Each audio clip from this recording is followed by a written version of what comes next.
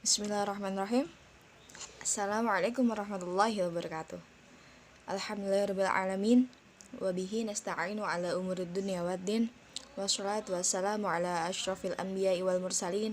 Wa ala alihi wa ashabihi ajma'in. Rabbi syrah li sadri wa yassir li amri wahlul 'uqdatam min lisani yafqahu qawli. Amma ba'du. Ya, di sini saya Syifa Salsabila akan menerangkan tentang konsep pendekatan perilaku. Jadi, ini adalah pendekatan yang bergantung pada pendefinisian tujuan pendidikan. Dalam lingkungan yang sesuai, mengisolasi rangsangan yang mungkin menjadi hambatan bagi proses pembelajaran, dan mengidentifikasi penguat untuk respon siswa asalkan ada kontrol atas hal tersebut. Penguat setelah pola perilaku yang diinginkan mulai muncul, hingga konsep pendekatan ini menjadi lebih jelas. Pemiliknya, Pavlov dan Skinner, melihat bahwa pembelajaran terjadi sebagai hasil dari hubungan antara stimulus dan respons. Jadi, jika stimulus ini muncul lagi, respons yang terkait akan muncul lagi, dan seterusnya. Pada asalkan hasil awal yang ditunjukkan oleh siswa tidak dapat diandalkan, pengalaman siswa harus diukur setelah jangka waktu tertentu. Untuk memastikan kelangsungan hidupnya, hal ini berakar pada penyebut bahwa behavioris mengabaikan proses internal yang berada di balik perilaku nyata. Dan oleh karena itu, konsep seperti motivasi, perasaan, persepsi, dan ingatan tidak penting dalam pendekatan ini yang bertentangan dengan tren psikologi saat ini. Jadi, saya dapat mendefinisikan pendekatan perilaku berdasarkan apa yang telah disajikan sebagai berikut. Ini adalah pintu masuk yang menghubungkan rangsangan dengan terjadinya respons tertentu. Untuk menjelaskan proses pembelajaran yang bergantung pada tujuan perilaku dari berbagai jenis, dan untuk menyediakan lingkungan yang sesuai di mana rangsangan yang mungkin menjadi penghambat proses pembelajaran dikecualikan, terlepas dari proses internal yang ada di belakangnya perilaku. Ciri-ciri kecenderungan perilaku dalam pembelajaran. Yang pertama, belajar adalah proses yang berubah, dan perilaku dalam arti berarti juga sedang berubah. Yang kedua, pendidikan. Ke arah ini dengan segala prosesnya adalah mempelajari kebiasaan dan keterampilan, dan tujuan dari arah ini adalah untuk meningkatkan jumlah kebiasaan dan keterampilan peserta didik agar mampu menghadapi kehidupan dengan lebih baik. Yang ketiga, belajar tidak lepas dari perkembangan. Untuk selanjutnya, teori pembelajaran dan pendekatan perilaku. Yang pertama yaitu ada teori perilaku rasional. Itu yang pertama. Teori-teori ini percaya bahwa proses belajar adalah pembentukan asosiasi antara rangsangan lingkungan dan respons spesifik, konjugasi, dan teori William Estes. Yang kedua, teori perilaku fungsional. Teori-teori ini menekankan fungsi yang dilakukan perilaku dengan fokus pada menghubungkan proses yang terbentuk antara rangsangan dan perilaku. Di antara para pionir dan teori mereka adalah teori Thorndike atau model trial and error, Cargill atau motivasi teori, dan teori Birch F. Skinner atau bisa disebut dengan pembelajaran prosedural. Yang kedua, ada teori kognitif. Teori-teori ini berhubungan dengan proses yang terjadi dalam diri individu, seperti berpikir, perencanaan, dan pengambilan keputusan, asalkan proses internal ini lebih memperhatikan dan fokus daripada manifestasi eksternal dari perilaku. Di antara pelopor dan teori mereka adalah teori Gestalt, teori perkembangan kognitif Piaget, model pemrosesan informasi, dan teori objektif Edward Thoman. Yang ketiga ada teori humanis. Dalam teori ini, manusia bebas dengan pilihan dan tindakannya, dan keputusan tidak dapat diproyeksikan pada lingkungan atau keadaan sekitarnya, dan karena itu berfokus pada prinsip-prinsip manusia, dan lebih khusus lagi pada emosional aspek. Dan di antara pelopornya adalah filsuf Prancis Sartre dan psikologi Roger dan Maslow. Keempat, pemikir Stalozzi, Froebel, dan Montessori. Untuk selanjutnya ada teori sosial. Ide teori ini diringkas dalam pandangannya tentang manusia sebagai makhluk sosial yang hidup dalam masyarakat, dipengaruhi oleh mereka dan berinteraksi dengan mereka. Dan dari teori yang menjelaskan belajar dari sudut pandang sosial, teori pembelajaran dengan observasi, imitasi, dan simulasi, dan teori pembelajaran sosial. Karakteristik materi pendidikan berdasarkan teori perilaku pembelajaran dan aplikasinya di dalam kelas. Mungkin salah satu karakteristik terpenting dari materi pendidikan berdasarkan teori perilaku adalah bahwa materi tersebut bekerja untuk mendefinisikan tujuan dengan jelas dan tepat dengan cara perilaku yang dapat dilakukan, diukur, dan memungkinkan merancang tugas pendidikan dengan menghubungkan ke tujuan pendidikan yang diinginkan.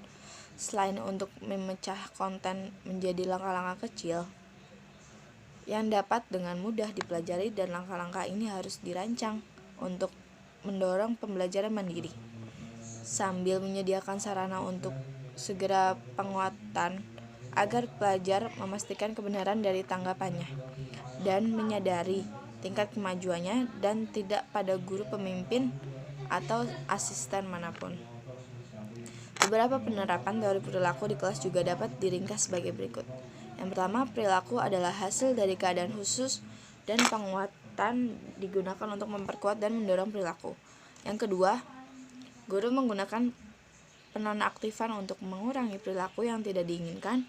Yang ketiga, hati-hati dalam mengeneralisasi dan berikan penjelasan sederhana saat memperkuat untuk memperjelas proses yang membedakan antara bala bantuan yang berbeda dan perilaku yang diinginkan. Yang keempat, pengajaran program adalah salah satu jenis aplikasi terpenting dalam teori perilaku yang mengarah pada pengajaran yang berhasil dengan menggambarkan perilaku akhir dengan menggunakan jenis penguatan khusus dengan topik yang sulit dan tidak menarik untuk memotivasi mereka dan mendorong mereka untuk sabar dan ketekunan. Untuk selanjutnya, keuntungan dari pendekatan perilaku terhadap kurikulum. Yang pertama, pelajar. Fokus dari proses pendidikan, dan pendekatan ini membantu dalam mengevaluasi aktivitas dan pencapaiannya. Yang kedua, guru.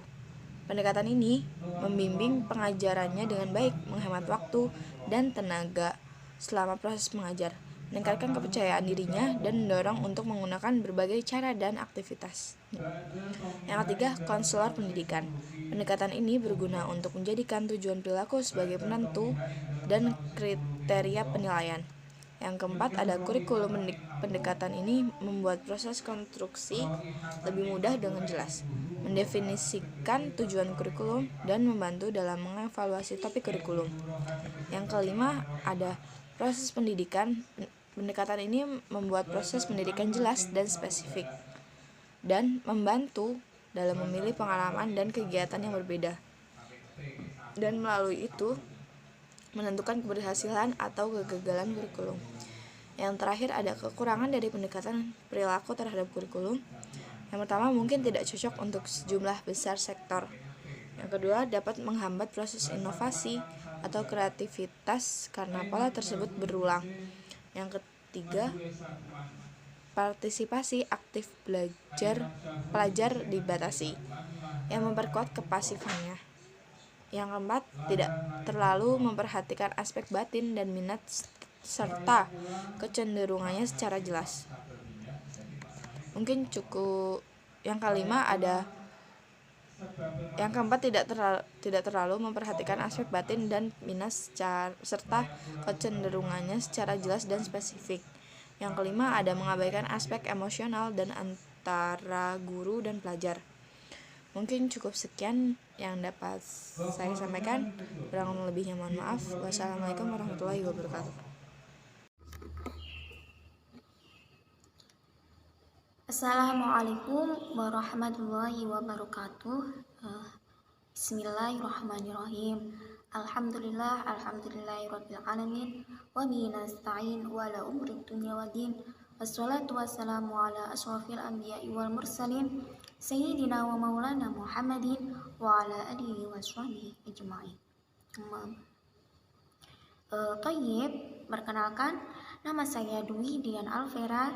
Nah, saya di sini akan menerangkan atau menjelaskan sedikit tentang al-madkhal al-mahari, atau juga disebut dengan pendekatan skill, atau juga disebut dengan pendekatan keterampilan. Nah, untuk pengertian al-maharah, yakni al-maharah ya al-ada al-mutqinul qa'im al-fahm wal iqtisadi fil waqtil wajudi wa mimma yusaidu ala iktisabiha, yakni al-marasah wa taqrar wa fahm wa idrak al-alaqat wa nataij wa tasji' wa ta'jiz dan wa taujih. Nah, pendekatan keterampilan yakni adalah suatu pengelola kegiatan belajar mengajar yang berfokus pada pelibatan siswa secara aktif dalam proses memperoleh hasil belajar.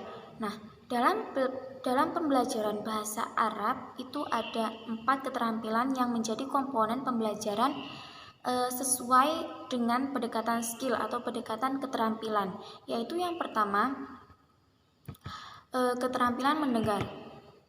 Keterampilan mendengar pada pembelajaran bahasa Arab adalah mendengar secara aktif terhadap apa yang dipelajari serta berusaha memahami sebutan dan maknanya dengan jelas.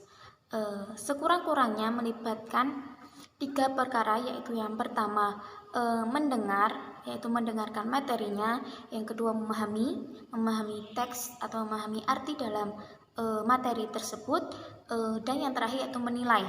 Nah, contohnya untuk keterampilan mendengar ini yaitu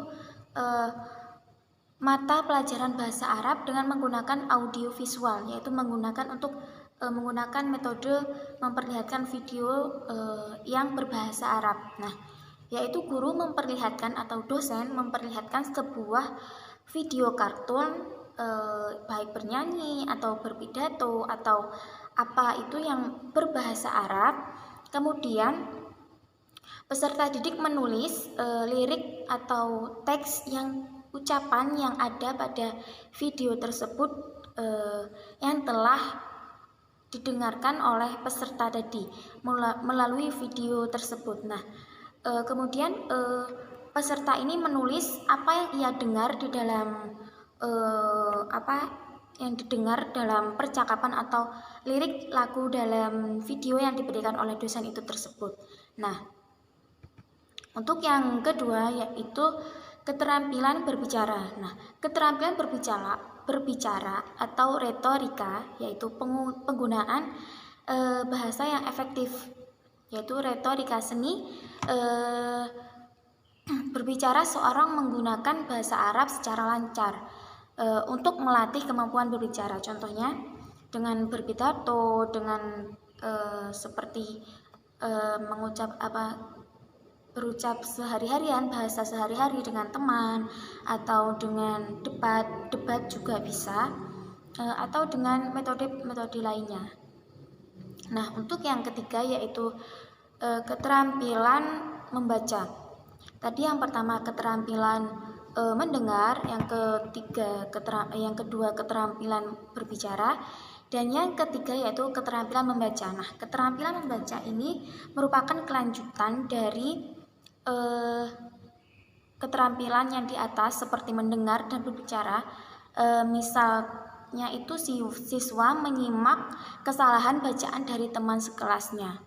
Nah, keterampilan membaca itu bisa ada di kelas itu dibagi kelompok, seperti halnya kelompok satu untuk menerjemahkan atau berbicara atau mengartikan atau berbicara bahasa Arab. Nah, untuk kelompok dua ini dia itu untuk menilai atau dia mencari kesalahan atau membenarkan perkataan atau percakapan dari kelompok yang pertama itu tadi. Nah, itu yang disebutkan dengan keterampilan membaca. Nah, untuk yang keempat yaitu keterampilan menulis.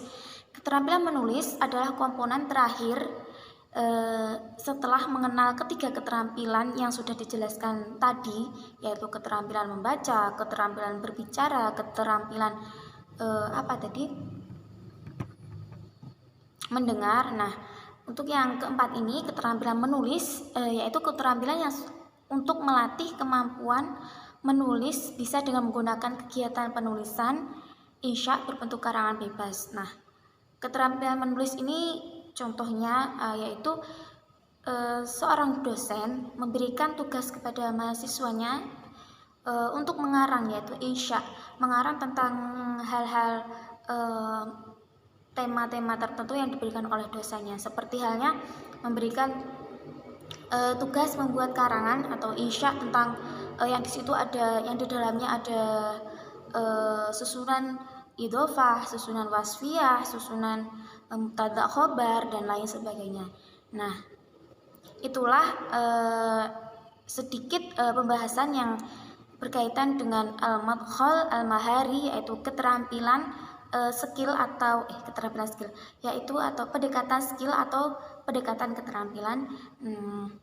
Demikian dari saya. Apabila ada salah kata atau kekurangan, saya mohon maaf sebesar-besarnya. Saya akhiri. Wassalamualaikum warahmatullahi wabarakatuh. Assalamualaikum warahmatullahi wabarakatuh. Saya Maswatul Mesaroh. Di sini saya akan menjelaskan mengenai pendekatan fungsional. Sebelumnya saya akan menyinggung sedikit tentang pengertian pendekatan. Dalam Kamus Besar Bahasa Indonesia, pendekatan memiliki arti proses, cara, atau perbuatan mendekat. Sedangkan dalam bahasa Inggris, pendekatan disebut juga dengan approach. Dalam bahasa Arab, pendekatan disebut juga dengan al-madkhal, yang artinya seperangkat asumsi mengenai hakikat belajar mengajar yang bersifat aksiomati atau filosofis.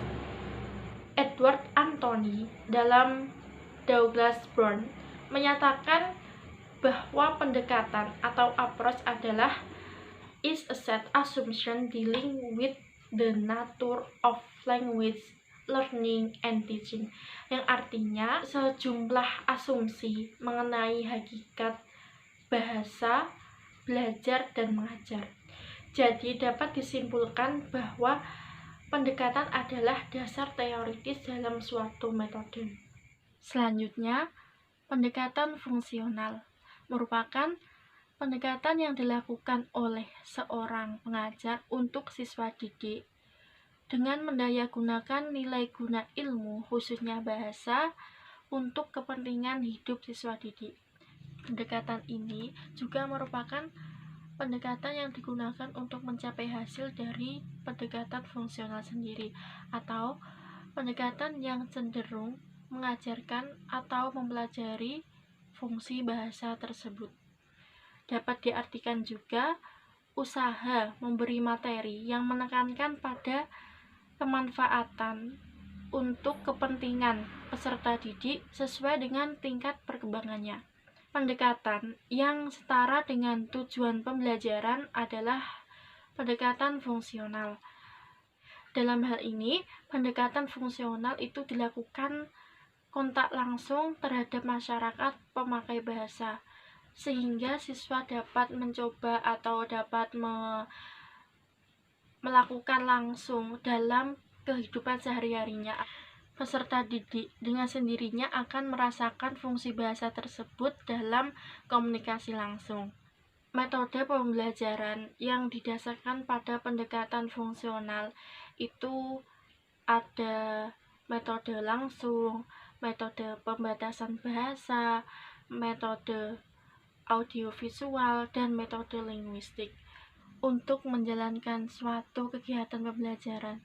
Guna mencapai tujuan yang ditentukan, maka membutuhkan metode pembelajaran yang berkesinambungan dengan pendekatan fungsional. Mungkin itu saja yang dapat saya sampaikan. Kurang lebihnya saya mohon maaf yang sebesar-besarnya. Akhirul kalam. Assalamualaikum warahmatullahi wabarakatuh. Assalamualaikum warahmatullahi wabarakatuh. Saya Isnain Dwi Kurnia. Di video ini saya akan menjelaskan kepada kalian semua tentang apa itu al-madhalu at-takamuli. Dalam pembelajaran bahasa Arab, ada 3 istilah yang tidak dapat dipisahkan, yakni yang pertama adalah pendekatan atau al-madhal, yang kedua metode, dan yang ketiga adalah teknik. Nah, yang saya bahas di video kali ini tentang pendekatan, yakni lebih khususnya al-madhalu at-takamuli, atau dalam bahasa Inggris bisa disebut dengan integrative approach, dan dalam bahasa Indonesia biasa disebut dengan pendekatan integratif. Istilah pendekatan berasal dari bahasa Inggris, yakni approach, yang bisa diartikan sebagai a way of beginning something, atau cara memulainya sesuatu. Istilah integrate approach, atau dikenal dengan pendekatan terpadu, berawal dari konsep integrate teaching dan learning, atau integrate curriculum approach. Konsep ini pertama kali ditemukan oleh John Dewey. Pendekatan adalah seperangkat asumsi mengenai hakikat belajar mengajar bahasa yang memiliki sifat aksiomatik atau filosofis. Dari sini, kita tahu bahwa seorang guru sebelum menentukan metode atau teknik yang digunakan untuk belajar mengajar, ia haruslah melakukan pendekatan terlebih dahulu untuk menentukan metode atau teknik yang sesuai dengan proses belajar mengajar. Pendekatan integratif adalah rancangan kebijakan pengajaran bahasa dengan menyajikan bahan-bahan pelajaran secara terpadu, yaitu dengan menyatukan hubungan atau mengaitkan bahan pelajaran sehingga tidak ada yang berdiri sendiri. Maksudnya adalah pendekatan yang memadukan beberapa unsur dalam suatu kegiatan pembelajaran. Misalnya, pelajaran bahasa Arab dipadukan dengan pelajaran sejarah, yakni dengan cara bacaan di dalam buku bahasa Arab bercerita tentang sejarah atau kisah-kisah yang lain. Di dalam pembelajaran bahasa Arab, pendekatan integratif mencakup 4 keterampilan bahasa, yakni yang pertama istima', yang kedua qiraah, yang ketiga kitabah, dan yang keempat adalah kalam. Dan keempat keterampilan tersebut saling berhubungan satu sama lain.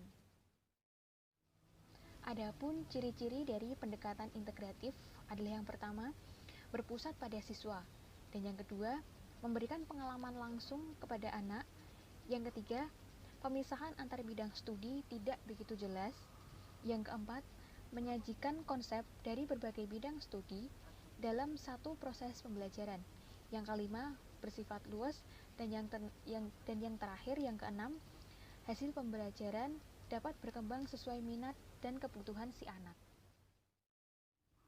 Pendekatan integratif dapat dimaknakan sebagai pendekatan yang menyatukan beberapa aspek ke dalam satu proses belajar. Integratif terbagi menjadi interbidang dan antarbidang studi. Interbidang studi artinya beberapa aspek dalam satu bidang studi diintegrasikan, misalnya mendengar diintegrasikan dengan berbicara dan menulis. Menulis diintegrasikan dengan berbicara dan membaca. Materi kebahasaan diintegrasikan dengan keterampilan bahasa. Integratif antar bidang studi merupakan pengintegrasian bahan dari beberapa bidang studi, misalnya bahasa Arab dengan matematika atau bidang studi lainnya. Pendekatan integratif memiliki hubungan yang banyak dengan pembelajaran bahasa. Pembelajaran integratif dalam hal ini adalah upaya pemaduan aspek-aspek pengajaran bahasa. Beberapa asumsi ada yang menegaskan bahwa penciptaan sastra yang menguasai bahasa dengan lebih baik akan lebih sukses dibandingkan dengan penguasaan bahasanya setengah-setengah. Demikian pula, Orang yang belajar bahasa, apabila menguasai sastra, bahasa mereka akan semakin lebih halus dan enak didengar.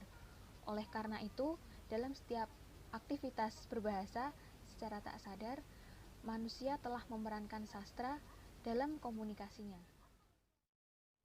Contoh yang dapat kita lihat, hubungan pendekatan integratif melalui pembelajaran bahasa seperti bahasa itu merupakan suatu kesatuan yang utuh, bukan merupakan serpihan-serpihan yang tersebar.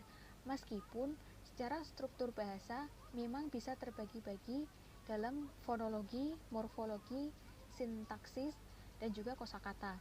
Akan tetapi, dalam proses belajar mengajar, bagian-bagian itu haruslah dipadukan menjadi suatu kesatuan yang utuh.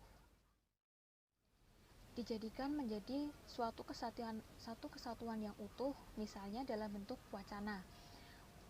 Dalam bentuk wacana, semua pembelajaran bahasa dalam bentuk struktural itu dipadukan sehingga lebih tampak menarik untuk para peserta didik. Kemudian saya akan memberikan contoh kegiatan pembelajaran yang menggunakan pendekatan integratif. Contohnya dengan menggunakan sistem menyimak. Nah, seorang guru membacakan sebuah cerpen katakanlah. Nah, nanti para siswa akan menyimak dan menanggapi isi dari cerpen tersebut. Dari situ, setelah nanti guru selesai menceritakan cerpen, para siswa akan bisa menganalisis unsur intrinsik maupun ekstrinsik dari cerpen tersebut, ataupun menganalisis kosakata yang belum dipahami. Kemudian juga bisa menjelaskan isi dari cerpen. Kemudian para siswa bisa menceritakan kembali cerpen tersebut menurut versi dirinya masing-masing. Nah, dari situ dalam pembelajaran yang menggunakan pendekatan integratif lebih banyak mencakup aspek-aspek yang tidak dimiliki oleh pendekatan lain. Dari menyimak, kita bisa mengajarkan mendengarkan, menulis, berbicara, dan juga membaca. Mungkin itu yang bisa saya sampaikan. Kurang lebihnya saya mohon maaf apabila ada kesalahan. Terima kasih telah menonton video ini. Wassalamualaikum warahmatullahi wabarakatuh.